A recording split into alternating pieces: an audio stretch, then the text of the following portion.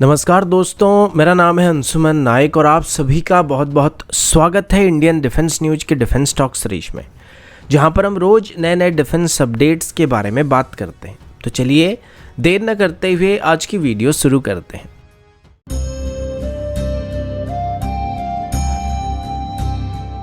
आज की पहली अपडेट तेजस MK2 से शुरू करते हैं और ये अपडेट एक बहुत ही कंट्रोवर्शियल अपडेट हो सकता है, क्योंकि रिसेंटली HAL की चेयरमैन की तरफ से बात बताया गया कि अभी कैबिनेट कमेटी की तरफ से तेजस MK2 को डेवलप करने के लिए, यानी कि इसकी प्रोटोटाइप को डेवलप करने के लिए फंड्स को सैंक्शन कर दिया गया है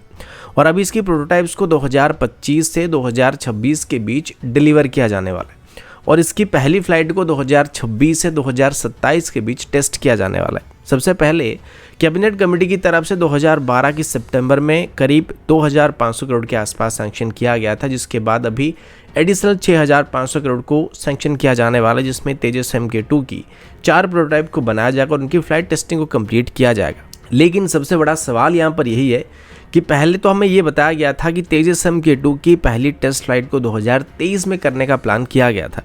और एरो इंडिया 2023 की शो के दौरान तेजस की प्रोटोटाइप को स्टैटिक डिस्प्ले में भी डिस्प्ले करने की बात की गई थी। लेकिन अभी ये जो बात बताया जा रहा है कि इसकी टेस्ट फ्लाइट को अभी 2027 तक पोस्टपोन किया जा रहा है, ये सबसे बड़ा सवाल है कि क्या अभी तेजस MK2 की टेस्ट फ्लाइट ऑफिशियली 3 से 4 साल डिले करने का प्लान किया जा रहा है या फिर कोई और दिक्कत है जिस वजह से डिले होने वाला है। पिछले साल ये बात HAL की तरफ से कंफर्म किया गया था कि तेजस MK2 की पहली प्रोटोटाइप को भी बनाना शुरू किया जा चुका था, जिसे HAL की तरफ से अपनी इंटरनल फंड्स का इस्तेमाल करके बनाया जा रहा था। लेकिन अभी अचानक से इतना डिले होने की बात कुछ हजम नहीं हो रहा है। इस पर HAL की टेस्ट पायलट हर्षवर्धन ठाकुर का कहना है कि अभी जो तेजस MK2 की प्रोटोटाइप्स को बनाया जा रहा है, इनको बनाने के लिए कम से कम 36 महीने का टाइम लगता है और जैसे कि इसे 2022 की सितंबर में फंडिंग करना शुरू किया गया था, यानी कि फंड्स को ऑफिशियली 2022 की सितंबर में सैंक्शन किया गया था, तो इसकी पहली प्रोटोटाइप 2025 के सितंबर के आसपास ही कंप्लीट हो सकता है। लेकिन ये बात समझ में नहीं आ रहा कि अगर इसको 2022 के सितंबर में फंडिंग किया गया था तो उससे पहले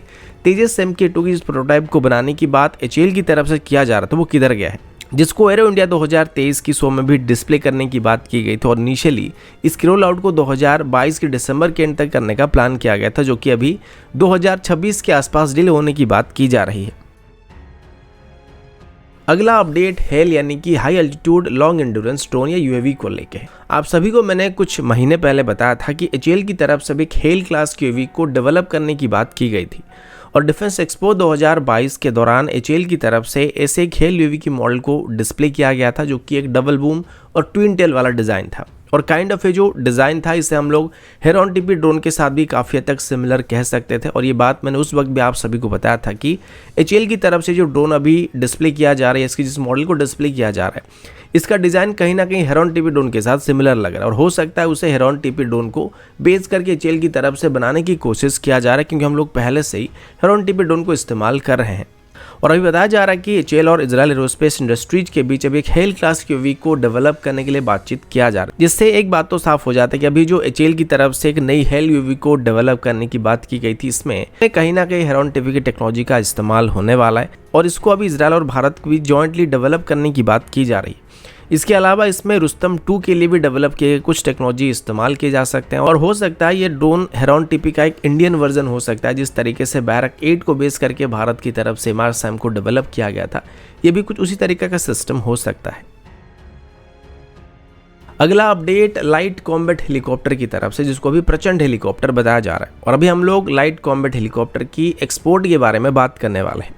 जब से LCH को इंडियन आर्मी और इंडियन एयरफोर्स में इंडक्ट करना शुरू किया गया, उसके बाद से ही HAL की तरफ से आगे चल के अलग अलग देशों को इसको एक्सपोर्ट करने का प्लानिंग किया जा रहा है और अभी HAL की चेयरमैन की तरफ से बात मीडिया को बताया जा रहा है कि अभी UAE की तरफ से साथ LCH को इवेल्युएट करने का प्लान किया गया और जल्दी से UAE की एक टीम भारत आने वाली और इसी बीच वो LCH को इवेल्युएट करने वाले हैं। इसको लेके अभी टॉप इंडियन डिफेंस साइट की तरफ से भी क्लेम किया जा रहा है कि लाइट कॉम्बैट हेलीकॉप्टर के अलावा अभी लाइट यूटिलिटी हेलीकॉप्टर और एडवांस लाइट हेलीकॉप्टर यानी कि ध्रुव हेलीकॉप्टर को भी 2 अलग अलग देशों को एक्सपोर्ट करने की कोशिश किया जा रहा है और फिलीपींस और अर्जेंटीना की तरफ से इन दोनों हेलीकॉप्टर को खरीदने की कोशिश किया जा रहा है, पर अभी तक जो फाइनल डील है वो साइन नहीं किया जा सका है। पर HAL के मुताबिक जल्दी वो इसको लेकर ऑफिशियल डील को साइन करने वाला है। बाकी यूएई की बात करें तो यूएई की तरफ से अभी करीब 30 अपाचे हेलीकॉप्टर का ऑपरेट किया जा रहा है, लेकिन जैसे कि अपाचे एक हेवी अटैक हेलीकॉप्टर है तो उस वजह से इनको सपोर्ट करने के लिए और लाइट अटैक रोल के लिए इस्तेमाल करने के लिए यूएई की तरफ से एक लाइटर अटैक हेलीकॉप्टर की तलाश किया जा रहा है, जिस वजह से वो अभी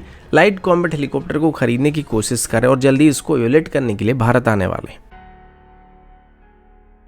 अगला अपडेट भारत और इजिप्ट की तरफ से। आप सभी जानते हैं कि रिपब्लिक डे के अवसर पर इजिप्ट की डेलीगेशन टीम भारत आई हुई थी, जिसमें इजिप्ट के प्रेसिडेंट भी शामिल थे और उनकी इस विजिट के दौरान इजिप्ट की तरफ से कई इंडियन सिस्टम को खरीदने के लिए भारत के साथ बातचीत करना शुरू किया गया है और खास करके इजिप्ट की तरफ से भी तेजस को भी खरीदने के लिए भारत के साथ बातचीत किया जा रहा है। अगर आपको याद होगा तो कुछ दिन पहले ही इजिप्ट की मीडिया की तरफ से बात सामने आया था, जिसमें बताया गया था कि इजिप्ट की तरफ से अभी जो टेंडर इशू किया गया था जिसमें वो लोग ट्रेनर एयरक्राफ्ट को खरीदने वाले थे, उसमें अभी तेजस के बदले इजिप्ट की तरफ से साउथ कोरिया के F-50 को सिलेक्ट कर लिया गया था, जिसमें करीब 80 एयरक्राफ्ट को खरीदने का प्लान किया गया था। और इसके लिए पहले भी एक बार इजिप्ट की डेलीगेशन टीम भारत आ चुकी थी, जहां पर उनको तेजस का डेमो दिखाया गया था,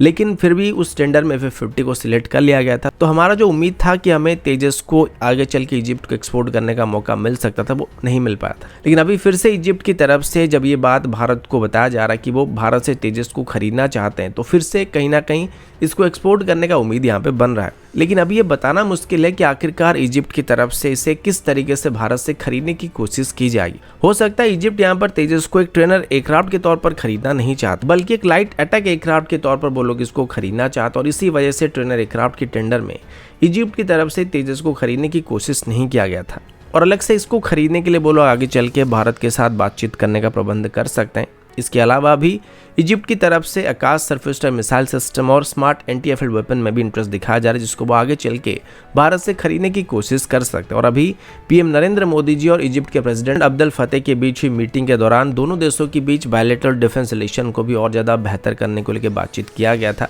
अभी इजिप्ट के प्रेसिडेंट 3 दिन के लिए भारत की यात्रा पर आए हुए हैं और इस बार उनको हमारी रिपब्लिक डे के अवसर पर चीफ गेस्ट के तौर पर निमंत्रण किया गया था और आने वाले 1 से 2 दिनों के अंदर होने वाली फर्दर मीटिंग के दौरान कुछ बेहतर डील होने की उम्मीद आप कर सकते हैं। तो दोस्तों अभी के लिए इतना ही, मिलता हूं आपसे अगले वीडियो में, तब तक के लिए जय हिंद, वंदे मातरम।